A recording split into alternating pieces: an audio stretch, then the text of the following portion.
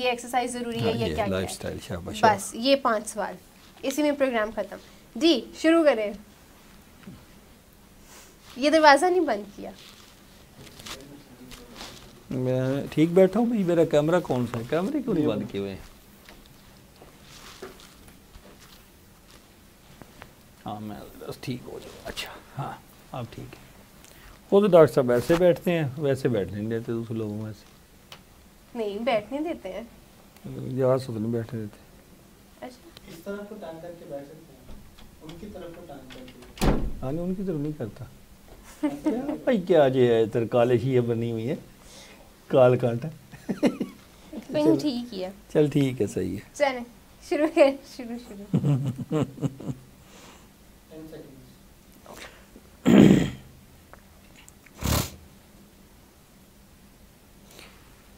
अस्सलाम वालेकुम नाज़रीन, मैं हूँ आपकी होस्ट इकरा ताई। डायमेंशन पाकिस्तान के फेसबुक पेज पर आप सबको मैं खुश आमदीद कहती हूँ।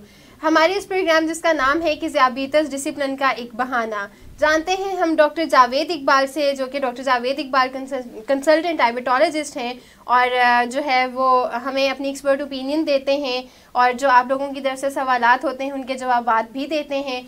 तो आज हम डॉक्टर जावेद इकबाल से जो है वो कुछ बातचीत करते हैं मेटाबॉलिक सिंड्रोम के हवाले से कि आखिर ये क्या होता है। लेकिन उससे पहले हम थोड़ी सी डॉक्टर साहब का हाल अहवाल पूछते हैं। अस्सलाम वालेकुम डॉक्टर साहब। वालेकुम अस्सलाम। डॉक्टर साहब कैसे हैं आप? अल्हम्दुलिल्लाह मैं फ़ाइन हूँ और अभी तक फ्लू से बचा हूँ।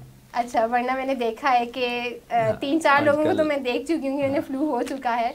और ये कोई वायरस, वो क्या वायरल इन्फेक्शन? ये वायरल भी है और ड्रॉपलेट इन्फेक्शन है, तो इसलिए जल्दी छींकने से ये जो खांसी करने से और इस तरह से फैलने का खदशा होता है। रेस्पिरेटरी ड्रॉपलेट्स के थ्रू फैलती है। इसका मतलब है कि अगर आप किसी को इन्फेक्शन है, अच्छा, और इन्फेक्शन होने से एक दिन पहले दूसरे को वो जो पेशेंट है अगर वो फैला सकता है अपनी सांस के ज़रिए, अच्छा, या अपनी जब वो छींकते हैं तो उसके ड्रॉपलेट्स के ज़रिए फैला सकता है। तो इसमें हम एहतियात कैसे करें?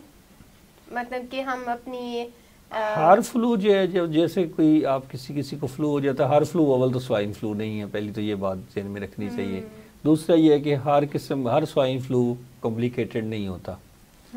ऐसा स्वाइन फ्लू जिसमें साथ में निमोनिया भी हो जाए और पेशेंट जो है उसके अंदर कोमॉर्बिड इलनेसेस हों, जैसे कोई डायबिटिक भी है, हार्ट पेशेंट भी है, पहले से लंग के पेशेंट्स हैं, उनके अंदर कॉम्प्लिकेशंस होने का चांस ज़्यादा होता है, तो उनको फिर हॉस्पिटलाइज होना पड़ता है। अदरवाइज हर फ्लू ना ही स्वाइन फ्लू है और दूसरा ये कि हर स्वाइन फ्लू कॉम्प्लिकेटेड नहीं है। यही मैं एक अच्छा मैसेज देना चाहूँगा पेशेंट्स को। बाकी अगर किसी पेशेंट को फ्लू हो रहा हो आजकल, तो उसको चाहिए कि इस चीज़ का एहतियात करे कि वो जब भी खांसी करता है या छींकता है तो मुँह पे रुमाल रख ले, या स्पेशल जो उसके लिए मास्क मिलते हैं उनको यूज़ कर ले। और डॉक्टर साहबान जो अपने क्लिनिक पे एहतियात करें। जब पेशेंट्स आते हैं फ्लू के, रिसेप्शनिस्ट को बता सकते हैं कि अगर कोई फ्लू के पेशेंट्स आते हैं तो उनको पहले मास्क प्रोवाइड कर दें और डॉक्टर साहब ख़ुद भी मास्क इस्तेमाल करें। तो ये सूरत में एहतियाती तदाबीर से इनसे बचा जा सकता है। इस तरह से ये एपिडेमिक नहीं फैलेगा। बिल्कुल सही। अच्छा डॉक्टर साहब, हमें जो है एक मैसेज आया है, एक हैं साजिदा साहिबा, उन्होंने हमें ये मैसेज किया है हमारे डायबिटोलॉजी पाकिस्तान के फेसबुक पेज के ऊपर। वो ये पूछ रही हैं कि मुझे जो है वो डॉक्टर ने बताया कि आपको मेटाबॉलिक सिंड्रोम है, तो वो ये जानना चाह रही हैं कि ये मेटाबॉलिक सिंड्रोम क्या होता है। थोड़ा सा इस हवाले से आप हमारी ऑडियंस को बताइए कि ये आखिर मेटाबॉलिक सिंड्रोम है क्या? मिस इकरा, ये बहुत अच्छा आपने क्वेश्चन किया। इस हवाले से मैं थोड़ा सा इसकी बैकग्राउंड में जानना चाहूँगा कि ये बात मेटाबॉलिक सिंड्रोम या सिंड्रोम एक्स की टर्म कहाँ से आई है। देखा गया कि ऐसे लोग जो मोटापे का शिकार थे और जिनके अंदर कुछ और रिस्क फैक्टर मौजूद थे, जैसे कि वो हाइपरटेंसिव भी थे, उनके कुछ लिपिड प्रोफाइल में भी डिस्टर्बेंसेस थी। अच्छा। और ब्लड प्रेशर उनका अगर नॉर्मल, अगर हाई नहीं भी था तो उनका नॉर्मल भी नहीं था, तो उनके अंदर कॉरोनरी इवेंट्स और टाइप 2 डायबिटीज़ होने के चांसेस ज़्यादा थे। तो ऐसे मरीज़ों को जो कलेक्टिवली जिनके अंदर मोटापा भी हो और बाकी कुछ रिस्क फैक्टर्स भी हों, उनको एक, और इनके अंदर कार्डियोवास्कुलर यानी हार्ट अटैक का रिस्क की रेशो जिनके अंदर ज़्यादा हो, या हार्ट अटैक होने का खदशा ज़्यादा हो, इन सारों के लिए जो एक रिस्क फैक्टर की कलेक्शन है, अच्छा, उसको इकट्ठा साइंसदानों ने नाम दे दिया मेटाबॉलिक सिंड्रोम। अब लफ्ज़ मेटाबॉलिक का मतलब होता है मेटाबॉलिज्म, इसका मतलब ये है कि इसमें जो एक चीज़ कॉमन है वो सारे प्रॉब्लम में, वो मेटाबॉलिज्म वाली कॉमन है। अच्छा। यानी कार्बोहाइड्रेट का मेटाबॉलिज्म ख़राब है, यूरिक एसिड का मेटाबॉलिज्म ख़राब है, इंसुलिन की रेजिस्टेंस है, इंसुलिन की प्रॉब्लम्स हैं, इसके अलावा जो ब्लड प्रेशर आ गया, और फिर ये जो लिपिड प्रोफाइल है आपकी, जो ट्राइग्लिसराइड्स हैं और एचडीएल हैं, इनके अंदर प्रॉब्लम्स होती हैं। तो ये सारी चीज़ें ऐसी हैं जिनको हम कलेक्टिवली ये कह सकते हैं कि ये इनका तल्लुक मेटाबॉलिज्म के साथ है। तो शुरू में इस किस्म की सिंड्रोम का नाम रखा गया था सिंड्रोम एक्स। एक्स का मतलब आमतौर पे अननोन ही होता है, यानी जिसकी इटियोलॉजी या जिसकी वजूहात सही तरह पता ना हो, लेकिन वो सिंड्रोम हो। सिंड्रोम मैं आम नाजरीन के लिए बता सकता हूँ कि अगर हम 3-4 कंडीशंस को इकट्ठा करना चाहें तो फिर हम उसको इकट्ठा हो जाए, इकट्ठी हो जाए और को एग्जिस्ट करती हैं, तो हम उसको एक सिंड्रोम का नाम भी दे सकते हैं। अच्छा। यानी सिंड्रोम का मतलब होता है कि उसमें 3, 4, 5 डिफेक्ट्स इकट्ठे होंगे। तो मेटाबॉलिक सिंड्रोम का मतलब क्या हुआ कि जिसमें 3-4 मेटाबॉलिज्म के 3-4 मसले इकट्ठे हो गए। तो अब ये सारे मसले अल्टीमेटली हार्ट अटैक के और स्ट्रोक के रिस्क को बढ़ाते हैं। और मेरा ऐसे लोगों में टाइप 2 डायबिटीज होने का खदशा भी ज़्यादा होता है। मेरा एक सवाल है कि जैसे फिर तो हमें बड़ी एहतियात के साथ चलना होगा, अच्छा कार्बोहाइड्रेट्स ले रहे हैं तो वो हमें बड़ी हिसाब से, प्रोटीन्स ले रहे हैं तो वो बड़ी हिसाब से, या ताकि हमें ये मेटाबॉलिक सिंड्रोम से हम बच सकें। या देखिए, इतदाल का जो दामन है ना वो नहीं छोड़ना चाहिए, मैं समझता हूँ। अगर आप बैलेंस लाइफ गुजार रहे हैं ना, अगर आप अपनी स्ट्रेस लेवल को बैलेंस किया हुआ है, आपने दरमियान में रखा हुआ है, पॉजिटिव स्ट्रेस ले लेते हैं, नेगेटिव स्ट्रेस को अपने करीब नहीं आने देते। अच्छा। अगर आप बैठने में और वॉक करने के दरमियान एक बैलेंस है, ऐसा नहीं है कि सारा दिन आप बैठे रहे और ऐसा भी नहीं है कि आप सारा दिन वॉक ही करते रहे। तो मैं समझता हूँ अगर आप बैलेंस लाइफ गुजार रहे हैं, अगर आप खाना खाते हुए एहतियात करते हैं कि मैंने इतना खाना और इतना पोर्शन नहीं खाना, तो आप पोर्शन में एहतियात करते हैं और इस तरह की जो लाइफ गुजारते हैं ना, और सिगरेट नोशी से इजतनाब करते हैं, ये सारी चीज़ें मिल मिला के जो बैलेंस लाइफ गुजारते हैं आप, या आप उसको अगर एक टर्म देना चाहती हैं तो आप उसको कह सकते हैं हेल्दी लाइफस्टाइल। अगर आपका लाइफस्टाइल हेल्दी है तो मेरा नहीं ख्याल कि आपको कोई कॉम्प्लिकेशंस होंगी। तो जो की है सक्सेस की, मेटाबॉलिक सिंड्रोम से बचने की और मेटाबॉलिक कॉम्प्लिकेशन से बचने की, वो की है हेल्दी लाइफस्टाइल। आजकल दुनिया भर में इसी पे काम हो रहा है, इसी पे ज़्यादा तवज्जो दी जा रही है और प्राइमरी प्रिवेंशन पे तवज्जो दी जा रही है। यानी आप बीमारियों को होने से पहले रोकें। जैसे हम एक डायबिटिक की हैबिट्स की बात करते हैं कि मॉडल डायबिटिक्स वो होते हैं जो प्रोएक्टिव होते हैं, जो अपनी बीमारी की कॉम्प्लिकेशंस आने से पहले ही काम करते हैं, और उससे पहले अगर वो प्री डायबिटिक होते हैं तो वो डायबिटीज़ ही नहीं होने देते, और अगर उससे पीछे जाएँ तो नॉर्मल से प्री डायबिटिक नहीं होते। अब आपने जो क्वेश्चन शुरू में किया था कि मेटाबॉलिक सिंड्रोम को हम कैसे डिफाइन करें, या हम कैसे कह सकते हैं सिम्टम्स क्या हैं, पता कैसे चले कि भाई मेटाबॉलिक सिंड्रोम हो गया है। ऐसे कुछ अगर आप ये कंसेंसस जो साइंसदानों के दरमियान ये है कि अगर ये जो मैं 5 फैक्टर्स बताने लगा हूँ, इन 5 में से किसी में 3 मौजूद हों तो हम उसे मेटाबॉलिक सिंड्रोम कह सकते हैं। अच्छा, मैं वैसे बहुत गौर से सुनूंगी, कहीं मुझे ही तो नहीं मेटाबॉलिक सिंड्रोम। नहीं, एक है 5 में से एक फैक्टर है फास्टिंग शुगर लेवल 100 से ज़्यादा होना। अच्छा, नहीं वो नहीं। अच्छा, ठीक है। दूसरा फैक्टर है अगर आपके ट्राइग्लिसराइड्स आपने टेस्ट कराए हैं फास्टिंग में, और ट्राइग्लिसराइड के लिए लिपिड प्रोफाइल जब आपने करवाया तो वो उसमें आपकी ट्राइग्लिसराइड एक पार्ट है। जब भी आप करवाते हैं कोलेस्ट्रॉल का टेस्ट तो आप ऐसे, ये जो हमारे यहाँ लोग करा के ले आते हैं ना, कोलेस्ट्रॉल लेवल करवा लिया, ये ठीक नहीं होता। आप एक फास्टिंग लिपिड प्रोफाइल करवाते हैं, आपने फास्टिंग लिपिड प्रोफाइल करवाई, उसमें से ट्राइग्लिसराइड का पोर्शन देखा, ट्राइग्लिसराइड मोर देन 150 है। अच्छा, ये 2 हो गई बातें। कौन कौन सी बोला? एक तो आपने देखा ट्राइग्लिसराइड्स, जो एक ये है, और दूसरा आपने फास्टिंग का बताया, फास्टिंग शुगर लेवल का बताया। ये 2 फैक्टर। तीसरी बात है वो है HDL, हाई डेंसिटी लिपोप्रोटीन, यानी कि लिपिड प्रोफाइल का एक पोर्शन होता है जिसमें LDL और ट्राइग्लिसराइड होते हैं, और एक होता है HDL। जो LDL है ना वो बुरा कोलेस्ट्रॉल है, याद रखें। जो HDL है वो अच्छे वाला कोलेस्ट्रॉल है, यानी हार्ट प्रोटेक्टिव कोलेस्ट्रॉल है। तो HDL को नॉर्मली बढ़ना चाहिए बॉडी में, हेल्दी होने के लिए, हेल्दी कोलेस्ट्रॉल को, और बुरे वाले को कम होना चाहिए। अब जो HDL है अगर वो मेन में 40 से ज़्यादा ना हो, 40 से ज़्यादा ना हो, यानी 40 से कम हो, 40 से कम और हो, फीमेल में 50 से ज़्यादा ना हो, फीमेल में 50 से ज़्यादा ना हो, राइट। इसका मतलब है कि वो मेटाबॉलिक सिंड्रोम का एक क्राइटेरिया पूरा हो गया। ठीक है। अच्छा, ये 3 बातें हो गई, अब 2 रह गई। अच्छा, 2 रह गई हैं, ठीक अच्छा, है। उसमें से एक है वेस्ट सर्कमफ्रेंस, यानी आपने अपनी वेस्ट पहनते हैं सारे ख़वातीन हज़रात, सबको अपनी वेस्ट का पता होता है और हर एक की ये प्राइवेट मसला है। तो वेस्ट अगर फीमेल में 40 से ज़्यादा, फीमेल में 35 से ज़्यादा हो, अच्छा, ठीक और है। मेल में 40 से ज़्यादा हो, फीमेल में 35 से और मेल में 40 से 36, ज़्यादा, 40 से ज़्यादा। तो अगर 40 से ज़्यादा हो तो इसका मतलब है कि मेटाबॉलिक सिंड्रोम का एक क्राइटेरिया पूरा हो गया। ठीक है। ठीक हो। अच्छा, जो last but not the least is the high blood pressure. अब ये ब्लड प्रेशर हाई कितना होना चाहिए? 130 और 85 से ज़्यादा। ठीक है, 130/85 से ज़्यादा ब्लड प्रेशर। ठीक है। यानी ये अब 5 मैंने फैक्टर बता दिए, तो अगर 5 में से कोई 3 भी आपके अंदर है तो आपको हम मेटाबॉलिक सिंड्रोम लेबल कर सकते हैं। ये तीनों भी नहीं है। हाँ, ये तो अच्छी बात है अगर आप इस तीनों में नहीं आती, यानी fasting sugar level more than 100, ठीक है। फास्टिंग ट्राइग्लिसराइड्स आपने करवाए तो वो मोर देन 150, आपका HDL अगर आप मेल हैं तो आपका 40 से नीचे और फीमेल है तो 50 से नीचे, और इसके बाद आ गए वेस्ट आपकी अगर 40 से क्रॉस कर गई है मेल में और 35 से क्रॉस कर गई है फीमेल में, तो ये एक रिस्क फैक्टर है हार्ट के लिए और ये मेटाबॉलिक सिंड्रोम क्राइटेरिया में आता है। और ब्लड प्रेशर आपका 130 और 85 से ज़्यादा हो तो ये हम मेटाबॉलिक सिंड्रोम में। डॉक्टर साहब, जैसे डायबिटिक पेशेंट्स है, मेरा ख्याल है कि वो तो 3 से 4 सिम्टम्स को तो ज़रूर पूरा कर रहे होते हैं। तो इसलिए जो मेटाबॉलिक सिंड्रोम की इमीडिएट 2 मसले उसके साथ अटैच्ड है, वो एक डायबिटीज़ है और एक हार्ट डिजीज़ है। अच्छा। तो डायबिटीज़ को भी आपको पता है कि बहुत सारे लोग डायबिटीज़ को हार्ट डिजीज़ के इक्विवेलेंट करार देते हैं।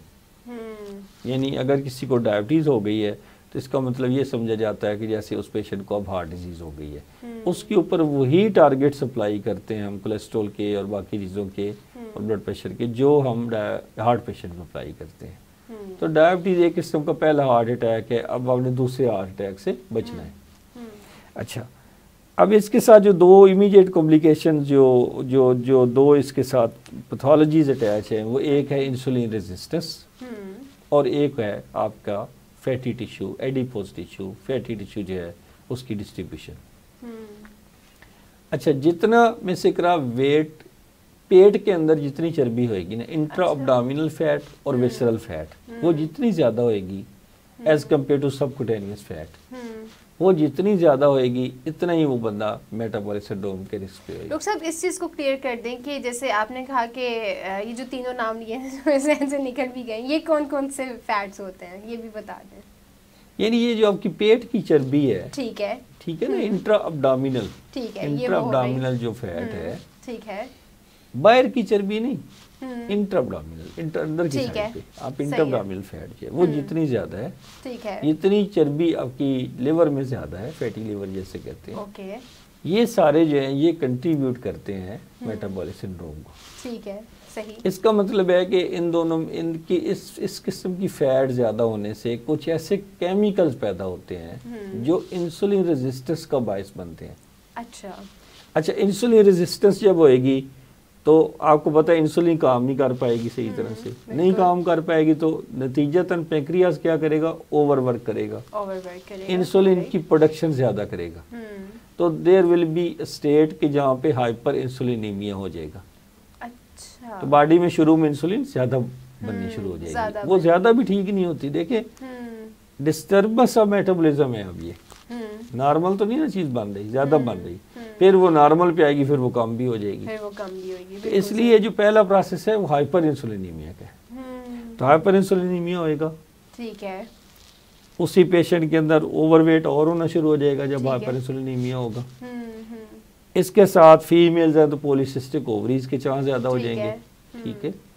और ये जो 3-4 प्रोसेसेस हैं ये सारे अल्टीमेटली डायबिटीज़ टाइप 2 को जन्म देंगे, हाइपरटेंशन को जन्म देंगे और हार्ट डिजीज़ को जन्म देंगे, फर्दर वर्क करेंगे सारे। एक और सवाल, क्या ये जो जैसे हम मेटाबॉलिक सिंड्रोम की बात कर रहे हैं, ये क्या टाइप 1 डायबिटीज़ के साथ भी इसका लिंक बनेगा? Most of the cases no, type 2 के साथ।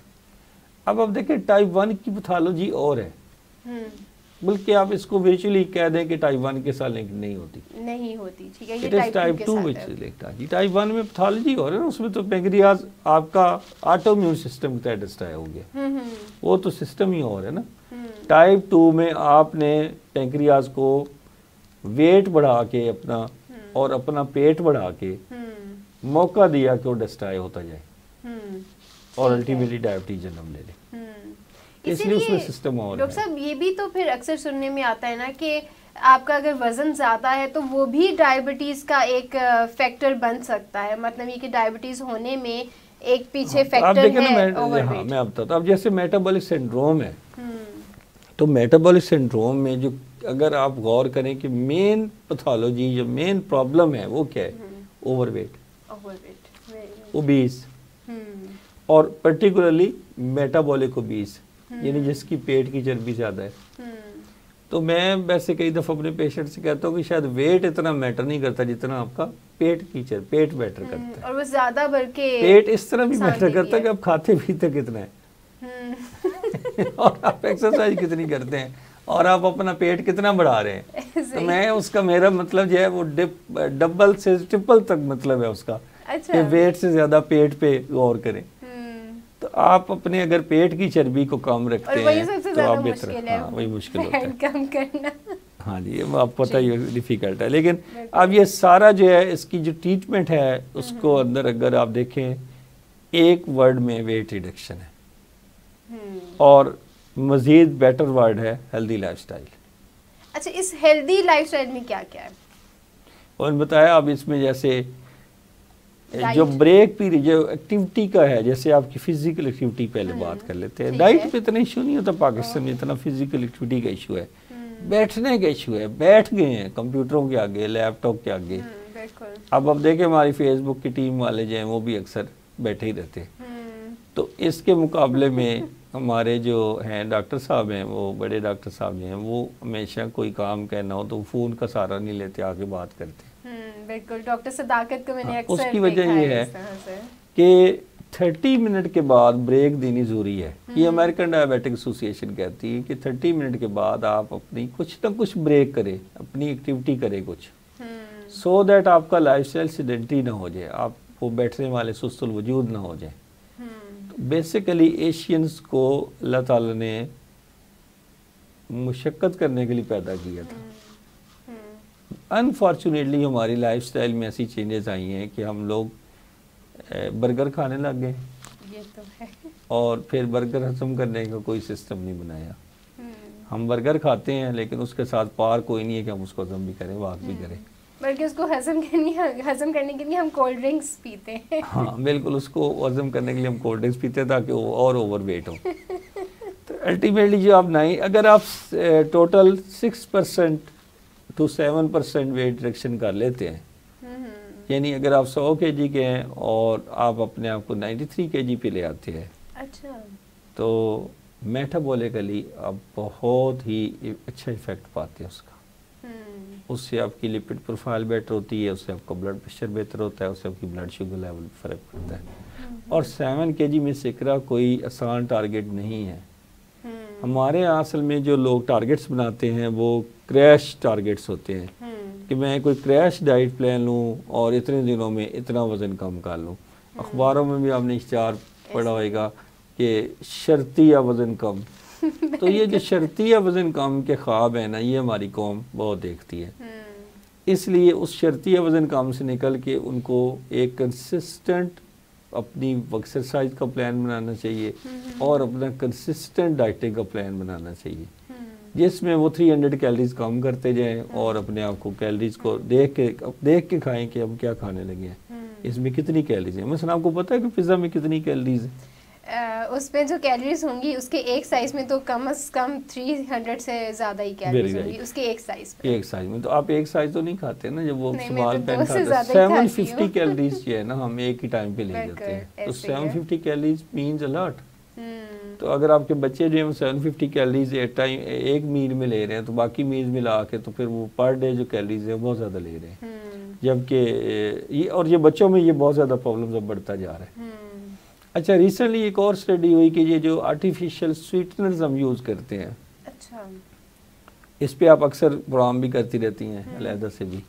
आर्टिफिशियल स्वीटनर्स के साथ भी कुछ एसोसिएशन बनी मेटाबॉलिक सिंड्रोम की, कि लोग आर्टिफिशियल स्वीटनर यूज़ कर रहे थे लेकिन अल्टीमेटली वो फिर मेटाबॉलिक सिंड्रोम का शिकार हो गए। अच्छा, तो उस सेंस में मैं बता दूं कि आर्टिफिशियल स्वीटनर्स भी कोई एक अच्छी बात नहीं है उनका यूज़ करना।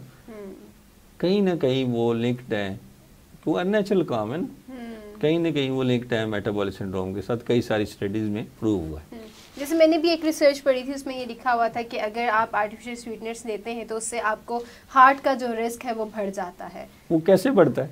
Through this metabolic syndrome. ये मुझे आज वैसे पता चला कि अच्छा बीच में वो एक कनेक्शन है मेटाबॉलिक सिंड्रोम का। तो अब जो हमारे जो सुनने वाले हैं उनको मैं क्लियर करना चाहूँगा कि जब ट्रीटमेंट पे बात आती है तो मेटाबॉलिक सिंड्रोम एक प्री कंडीशन है जो बहुत सारे आगे मसाइल को जन्म दे सकती है। अच्छा। जिनमें आपके हार्ट अटैक भी शामिल है, जिनमें स्ट्रोक भी शामिल है, जिनमें डायबिटीज़ भी आपके अंदर आ जाएगी टाइप 2। अच्छा।